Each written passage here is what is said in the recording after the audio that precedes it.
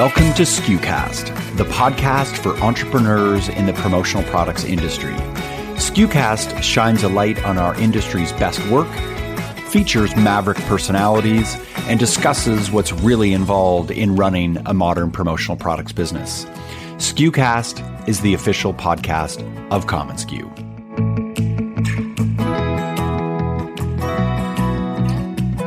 It's fitting that as we close this year, 2022, we publish an episode that, in time, will prove to be the harbinger of a new era. I'm convinced that in a few years, we'll look back and realize that the topic of our conversation today and the work that got us here to this moment was the exact catalyst that propelled our industry's somewhat stagnant overall growth to unforeseen heights. Now, think with me about the confluence of events surrounding our industry at this moment in time. Number one, the reputation of brand and merch has reached an all-time high. Number two, our supply chain is ripe for disruption, and the good news is it's happening from within, from suppliers who are disrupting their own internal ops for faster distributor sales enablement. And number three, exponential distributor sales growth. I have had 3 separate conversations this past month alone with distributors who have a plan, not a hope, but a plan to each be a billion-dollar company. Now, taken separately, these points are powerful, but not nearly as potent as the combination of all 3, but they rely on each other. Today, we talk about one part of this new equation, how the supplier of the future is working right now to create this very catalyst for growth. And we're not talking to the wonderful technologists who are behind the scenes making these changes possible. We're talking with the frontline sales team who sees this change as the new leverage for sales growth.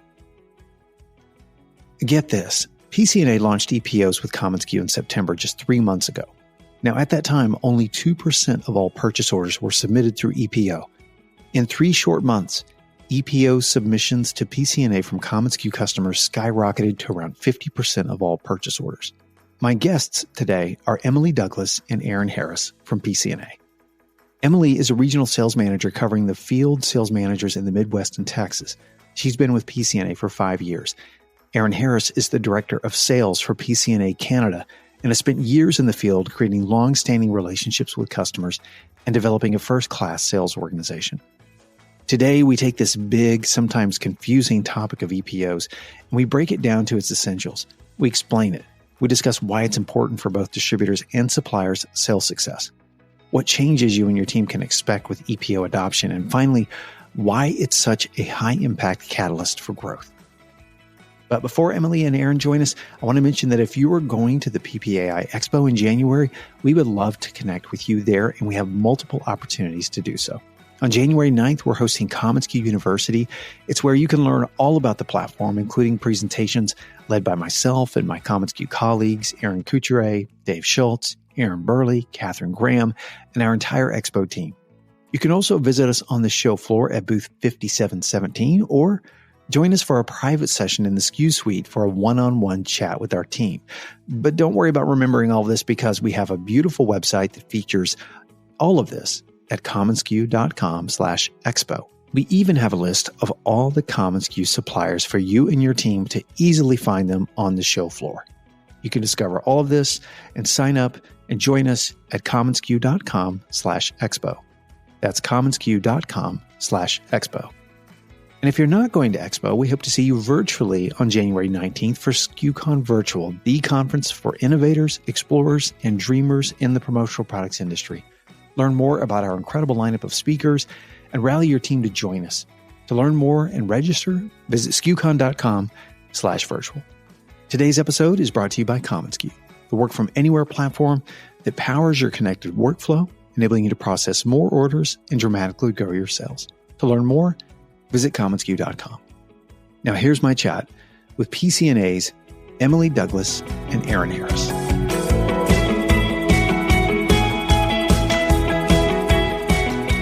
I want to begin this discussion by talking about what we were talking about off mic, because it kind of surprised me. You show up, Aaron and Emily, And you said to me that this was, if not the most important, one of the most important topics of the year, which kind of surprised me, to be honest. And the reason why it surprised me is I know that things like integration and EPO integration are important for us because we're a software platform. But you just said, as a supplier, it is literally the most important topic. Yeah. Why do you feel it's so important? Yeah, and Em and I can elaborate a little bit, but thank you so much for having us, Bobby. It's so great to be here. And listen, I'd say, we, obviously are in the sales environment. Em and I, we're sales leaders, but we're finding that this is such an important topic because it's getting us as suppliers, as customers, it's getting us to the business quicker. And by the business, I mean like the process quicker. It's not, there's that element of ease of doing business.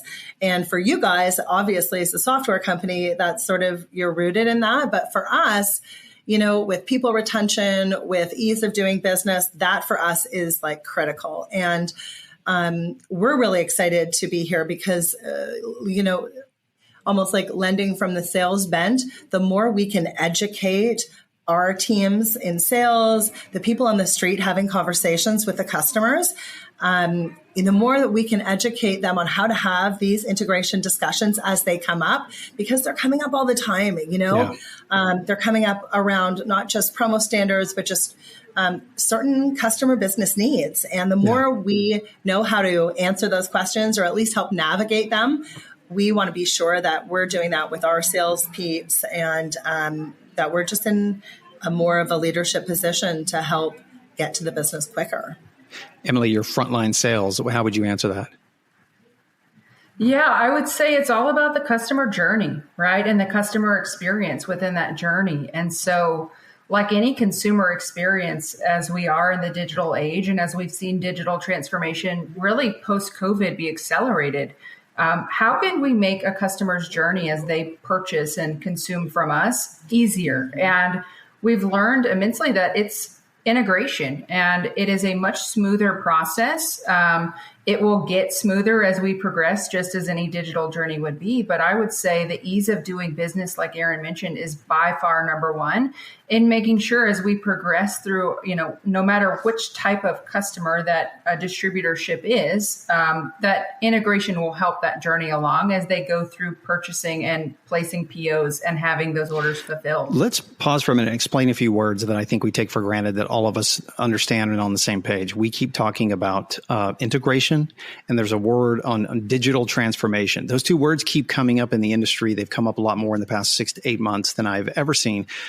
All of us that are on this recording know exactly what we are talking about, but let's provide some context for those that are either new to the business or have been in the business a while, and they may be fatigued around things like automation and integration. So let's back up a minute. I'm going to explain something by way of example, because the integration of PCNAs, ePOs, where POs are transferred electronically straight from the distributor's hands right into your production system, where they're bypassing tons of orders, which we'll talk about in a minute. Here's what happened to us, all of us collectively. In September, when things went live, 2% of all your purchase orders were sent in by EPO, by COMMONSKU customers, straight through to your ERP. In October, that rose to 17%. In November, it jumped to 35%. And to date, around 50% of all purchase orders are now sent straight into your ERP. This is phenomenal progress and it's one of the best examples of what we've been calling for years, the connected workflow. But in order for us to really appreciate that, let's step back for a minute and talk about the mess that we were in prior to this moment and are in to some degree. So let's talk about life before EPOs. For those that aren't submitting their orders via EPOs, what is that life like now? Aaron, you said once that out of all the traditional purchase orders submitted, customer contact is required in at least 50% of those orders, mostly due to incorrect information, missing ship to address, item number provided with no item color, incomplete order information, missing artwork. We all know the drill. Yeah. What that means is, as a distributor, half of my orders I submit today are wrong. And we'll at least half, and we'll be held up. Incorrect, but absolutely. And I would actually even challenge that number and say it's probably closer to 70. Yeah, that's actually a number I've heard too. Yeah. I would say yes. I mean, and I hate to call it a mess because there's a huge chunk of our industry that's isn't quite there yet, right? And I mean that with all due respect. And I mean, as the transformation journey occurs, it's very different for everyone, right? Okay. So good point. having promo standards and a company like COMMONSKU working together, obviously, and let me just backtrack and say congrats on that 50% because it is the fastest integration we have seen as at PCNA with an organization. So we're super thrilled and excited about that. But yeah, I mean, you're right, Bobby. Everything you said is completely true. There are elements of an order that benefit, significantly simply by being able to place it, digitally. So to have quick access to inventory, and I know we're going to chat about that a little bit later, but so many reasons why to look at, moving digitally and being able to submit an electronic purchase order is just so, so meaningful. Yeah, you bet. Let me pause for a minute and just ask you something. And this is not me picking on competitors. This is me trying to learn and be the voice of the audience. When you said EPO integration has happened faster than anyone else, you're doing this type of integration with virtually anyone you can because your priority at PCNA is to get integration done. So we have other standards. Give me an example of what you're talking about. I'm not to throw anyone on the bus. You have other organizations you're doing this with. Yeah, I think promo standards is the industry standard, correct? Right? It is where, we've done the most work as an industry in creating access and easy flow through. But we are looking and working with, a number of customers on customized integrations. It is really, in our opinion, it is a huge benefit to stick with the promo standards piece. And, if there are custom integrations that have to happen, we understand that, but they're often going to be delayed, right? So to get to the point, Bobby, where we're at with you guys as an organization, as a leader in technology with COMMONSKU, I would say, it's probably an easier process if you're working with a company like COMMONSKU. But for me, it's just been really incredible to watch the uptick and, a few little pieces of opportunity as they arise when we see feedback from our distributor network come in. But we've created a really strong feedback loop with our IT team and our integration people and yours. So it's made for some really quick improvements too, which I think is super awesome. We'll get into that more because I want to ask why this integration was so efficient. Erin, something I think you mentioned that I really loved is that everyone's on their own path to this journey, right? So be patient with each other as we go through this. But I want to still talk for a minute about the workflow when we talk about what happens at PCNA prior to EPOs. When as a distributor, my order is held up, so to speak, right? Because of some incorrect information. Walk me through that workflow. Held up by who? What happens? Is it sitting in a you want to take this one? Yeah, I'll take this one. Absolutely. So when you submit a PO to PCNA for decorated goods and there is an action or an item that we need to fulfill the order, complete the order, we require a human to reach out to you and to validate that info. So, we can't put your product or your order into production until all of that is validated. And, just as much as, we have to touch orders because of distributor information, there's human error on our side as well, right? So because there's so much complexity in POs and how they look different, you may be an order processor on the PCNA order processing team who sees a variety of what a PO looks like, where an info is at. And so I think, standardizing what a PO is from a promo standards perspective or from a platform perspective, that trains our people. Hey, I know exactly how to read a PO over and over and over again instead of, okay, the ship to address is on the top left corner versus the bottom right versus hidden in the notes, right? There leaves a lot of room for human error. Yeah. As a former distributor, I would often make this mistake. I see PCNA's 24-hour, 48-hour guidelines, right? Hey, if I get my artwork and my order in by 3:00 this afternoon, it's going to ship tomorrow or the next day. And what happens often is we're racing so hard to hit that deadline that's where some of this missing information comes in. And we think we've got it accomplished. And that's where the beginning of some of our pain starts on both sides of the equation. Let me ask you this, Emily. How many times do you think a supplier and distributor go back and forth through email or phone because of this held up process? I am sure there's a metric and some data to back this up, but I would venture to say on average of the POs that we have to touch, somewhere between 3 and 7 touch points that could span days. Right. So, hey, if something is not resolved because the distributor has to validate that information from an end user, that's that many days that distributor doesn't get to invoice that PO. And so that's why this becomes important. To Aaron's original point, this helps distributors and suppliers invoice faster and move on to the next task because those 3 to 7 interactions, and also, measuring that in terms of labor as well. Hey, if my CSRs at a distributorship are spending 3 to 7 touch points per order, what does that amount to in the amount of time? And I think distributors, as an industry, we struggle to measure time as a resource. And I think this will immensely help free up to be able to sell more, right? Or to process more and to make more money. Yeah. ePOs, on the other hand, are rarely, if ever, missing information because the fields require you to fill them in. You can't actually get to the next step. And these are validated automatically before the order can be accepted. Am I correct? Am I wrong about that? You are totally correct. Yeah. Okay. We did a walkthrough a couple of weeks ago with Catherine, and just looking at what we're validating right now, you can't move through it. You can't submit that. You can't go on to, step 2 until it's in. And I think a fairly simplistic PO, if it's got all the deco methods listed by the supplier, which is really, the hardest part of the puzzle, we're talking minutes to submit an order, which is pretty incredible. Pretty amazing. It's a system of checks and balances, and it keeps you, the supplier, from being the bad guy and protects the distributor, honestly, from ourselves, because we're just rushing through to the next order, essentially.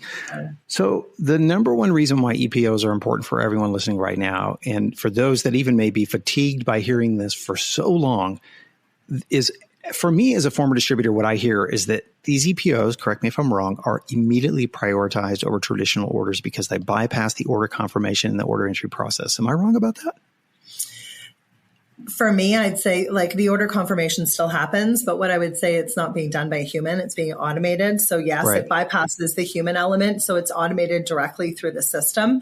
For me, one of the biggest pieces of benefit to this on the distributor side is really about inventory. So it is a true first in, first out process where that doesn't happen until artwork is validated properly and it's moved through those holds.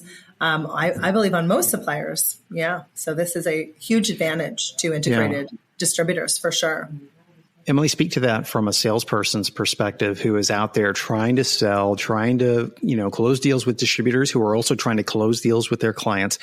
That was just a pretty profound statement that Aaron said, that this impacts inventory allocation for your order because my order is 100% correct through an EPO. In a sense, I've established the right to that inventory allocation first. Is that right, Emily? And how has that impacted, and how do you see that impacting your world and your work? Because how much of your work as a sales rep is this back and forth or these kinds of details where you could be focusing on other things? Yeah, I think this is something that I challenge my team as sales reps to think about, right? Is, the way a customer is set up, whether it's an e-commerce customer or a traditional distributorship in terms of how they transact. Having a distributor who is integrated is that much less work for you and for our teams to do as a supplier, right? And so that allows you to move on and to measure that time and efficiency, right? And hey, if I could save you, 3 to 7 emails out of your inbox a day per order that needs to be validated, whether that is an order processor or an account manager or a sales rep, that takes a chunk of work away that you can focus your efforts elsewhere. And I think this is something new from the supplier side, from a sales rep perspective, and challenging our teams to not only be the expert in product and category and merchandising, but also be the expert and the leader in tech and integrations and being able to prescribe to a distributor, hey, maybe it's worth a conversation on what your digital strategy is, because it's incredibly important to have. And that helps us identify where an opportunity lays for a distributorship, is what that digital strategy is. Because I don't know in 10 years if you can truly find, the peak of success in your business and be able to adapt and change without a digital strategy at this point. It's super important in any business, supplier or distributor alike. That's so critical what you just said. So let me ask you this. Distributor enablement. Elizabeth Wimbush, the VP of Supply Chain and Sustainability with Genumark, one of the largest distributors in North America, said this, quote, "Any suppliers that have that kind of full integration, I will put them in front of the sales team more and more. I put them in front of the sales team more. Or I will find ways to remind the sales team about them more, because it just increases efficiency so much." Am I wrong? I have been saying that this is the new 24-hour, 48-hour rush race. You guys remember back in the day when there was this rush and all suppliers were trying to reach this 5-week turn time, then a 3-day turn time, then a 24-hour turn time. Mm-hmm. I think we'll look back on this time period and realize this was that moment. Would that be a correct assessment? And I would even link it back to what Em was just saying around like the education of our teams. For Elizabeth, who is managing this business with a huge distributorship and is educating her sales team to work with people that help navigate their business and create better efficiencies. That's exactly what we're talking about with our own teams. If we can both start getting the sales leads, the people that are in front of each other to have the discussion around digital journey and what that path is, it might not be the sales rep per se, but it might be the lead to the account with the distributor principal or the VP of sales, but it actually helps us as we build our account plans. So, 2-3 years ago, we would not have been asking about digital strategy in our account planning. And we will. Like, it is part of our go-to-market strategy. It is part of the discussions that we want our sales teams to be having and asking the right people at the right accounts, because the closer we can get to integration opportunity, we're going to grow our business 100%, and we're going to make it easier to do so along the way.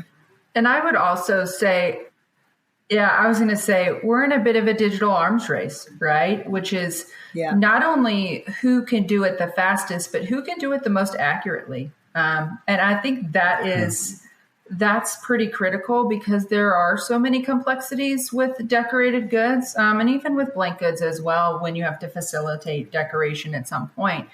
It's very important. And I think, as we look to, again, it goes back to the next 5, 10 years, 20 years in the industry, this is going to shape what it looks like. And so we often have asked jokingly internally, what is the next sure ship from our perspective, which is that 24-hour rush? It's truly this. And it is a race and a competition between both suppliers and distributors to ensure who has the quickest, fastest way to process a PO, who delivers the best customer journey. Mm-hmm. Most accurately. Absolutely. Yeah. It's a bit ironic, isn't it, Emily? You work so hard for the right product selection, the right product to put in front of customers. And here you are in the sales line. You can grow a distributor's sales with this integration. Who knows how much? 20, 30, 40% year over year, just because you made it simpler for them to process. And, we hear it from our distributors, and really have heard it over the last 18 to 24 months, which is, we don't care what products you put in front of us. Certainly that's an important part of our business, but we recognize within that top, 40 to 100 suppliers, there will be a comparable product somewhere within the line. This really comes down to what we've said repetitively, the ease of doing business. How can I help my teams sell more, close more, gain more business, prospect more, and be able to grow that way? Yeah.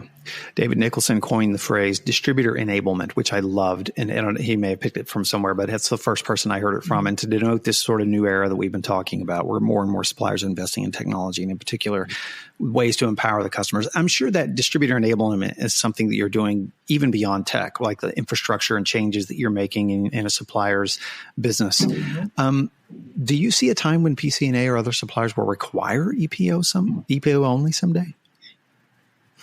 Well, if our CRO has her way, I would say yes. Hey, if our CEO has her way, that'll be yes too. I love it. I think that we've made really significant changes, like you said, to other parts of our business outside of just the integration standpoint. I mean, you look at our website, we're requiring people to order samples online now solely through PCNA.com. If they would like, to take advantage of certain benefits. So we're driving people to do things digitally that we have never done before. And if you can make it worth someone's while, then absolutely, we will be moving towards that. Never say never, I guess I would say. Yeah. I would echo that as well, in that, we've got our internal BHAGs, our big, hairy, audacious goals of a percentage of POs that we would love to come through digitally. Realistically, how fast will it get to 100%? I don't know. Learning the statistics from COMMONSKU when we integrated shocked me a little bit at how quickly it truly could happen. Very shocking. Yeah. So, never say never, to Aaron's point. Yeah. I know you're both suppliers and not distributors, but I have always appreciated the perspective of suppliers about the distributor business because you are working with virtually all distributors. And because of this cross-pollination from one unique distributor to another, you have a perspective that is really special. So, for example, Emily, you might come into my office as a sales rep, and you've just walked into 10 of my competitors' offices, right? So there's an interesting perspective you have that I will never have. So I'm going to ask this question to both of you. Emily, how do you see this integration making distributors better at what they do for their clients? Yeah, I would say, first and foremost, the client journey or the customer journey that a distributor has with a supplier can almost be mirrored with what they have with their end user, right? Being that the upfront information that's gathered, the time reduced going back and forth, the accuracy of orders, while may not ever be 100% perfect, most certainly will be improved this way. And so as our distributors are on their, digital transformation journeys, and as data and analytics becomes far more important and in all of our business, I think this will allow business owners to tie metrics and be able to measure suppliers better or more importantly than just products. And so, hey, as a true supplier or as a true partner, do you make my business more efficient? And that's where I think there's opportunity on the supplier side of the business to make a distributor's life easier, faster, more efficient, better, all in all, is to help them make more money. Yeah, beautifully said.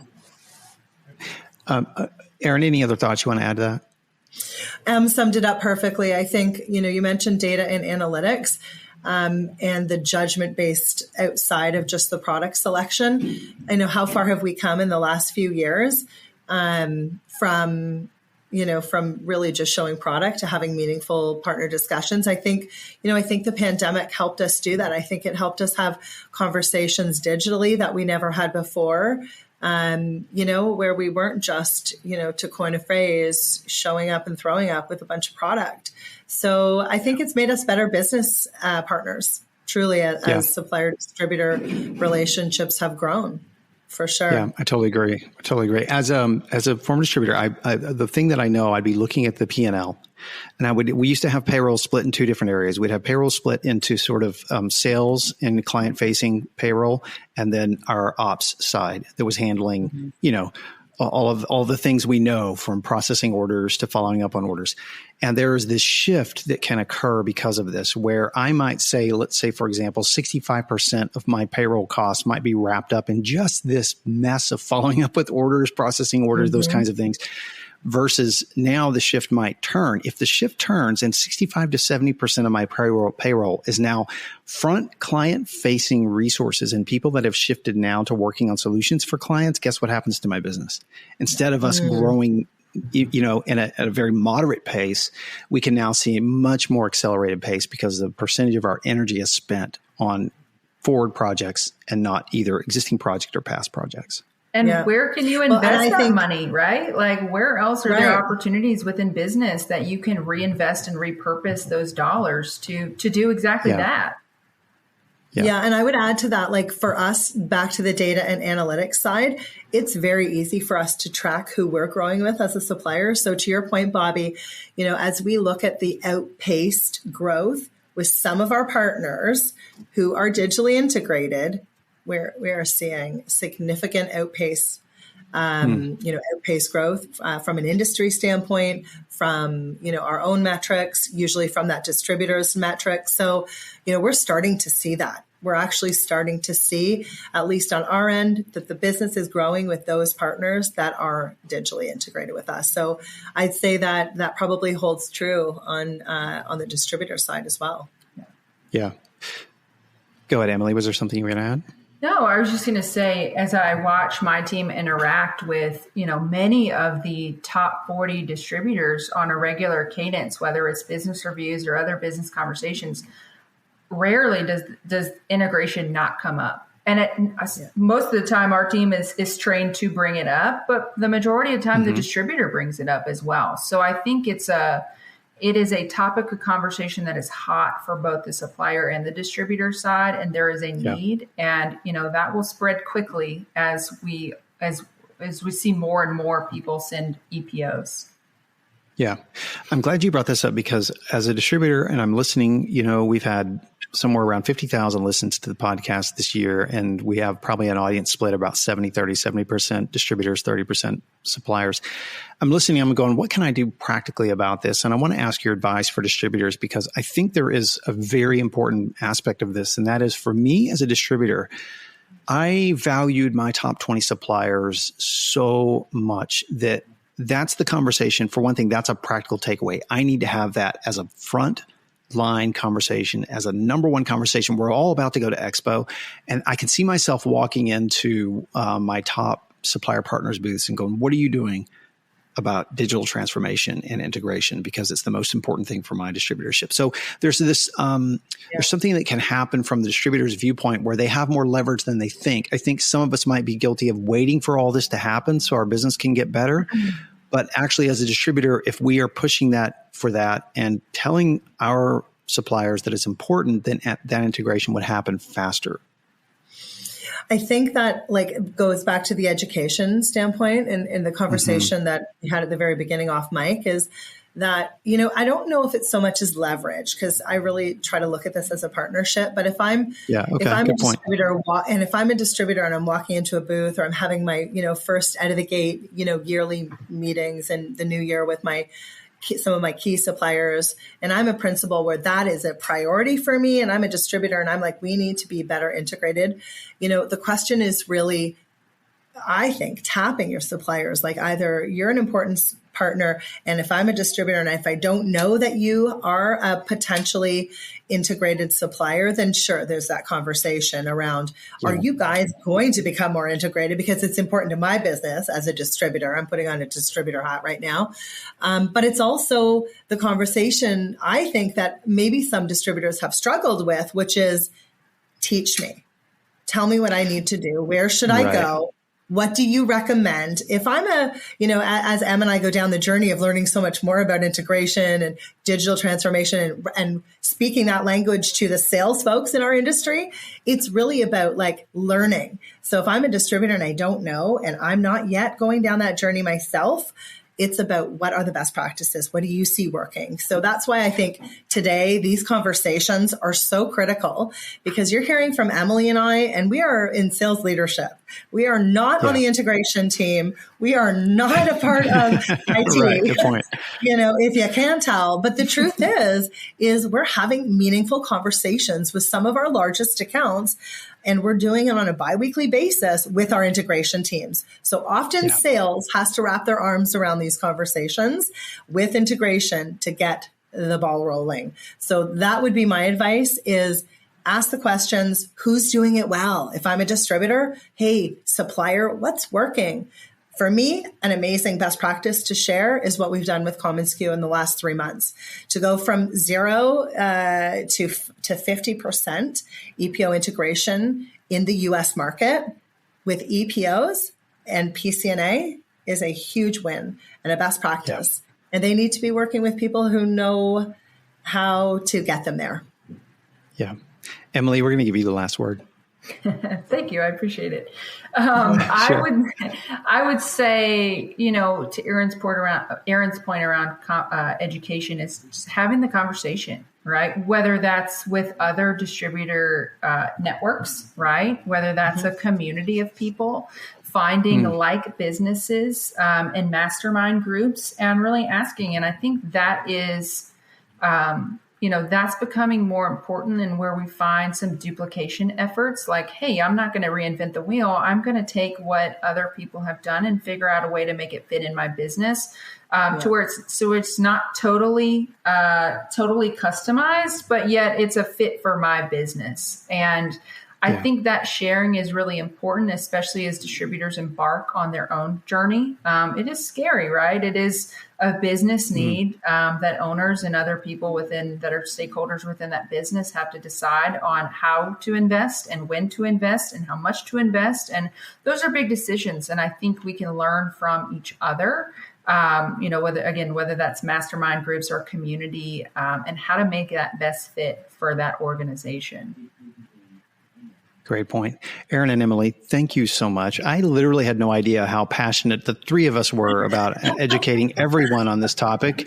Of course, people are like, of course, COMMONSKU would. But again, you've said you're frontline sales folks who are out there actually pushing this topic. So thank you for joining us today. I really enjoyed chatting with you two. And I guess I'll see you in a few weeks. Thank you so much. We appreciate it. Thanks for having us. Yeah. You bet.